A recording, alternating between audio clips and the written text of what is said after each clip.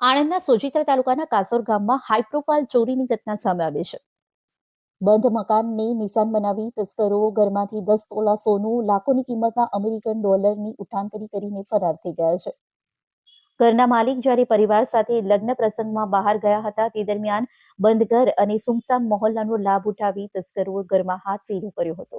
ઘટનાની જાણ થતાં સોજિત્રા પોલીસનો કાફલો સ્થળ પર દોડી આવ્યો હતો અને હાલ તો પોલીસે ઘર માલિકની ફરિયાદના આધારે ગુનો નોંધીને વધુ તપાસ હાથ ધરી છે.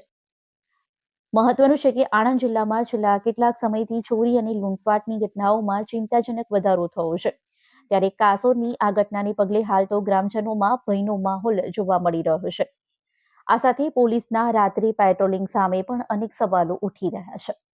અમિત કુમાર દસભાઈ પટેલ, કાસોર દરવાજામાં 5/1/2026 મારી ભાણીનું પીપલક પ્રમુખ સ્વામી સાંસ્કૃતિક કેન્દ્રમાં મેરેજ હોવાથી હું, મારી ધર્મપત્ની અને મારી દીકરી પ્રિશા સવારના 8 વાગે મેરેજમાં ગયેલા.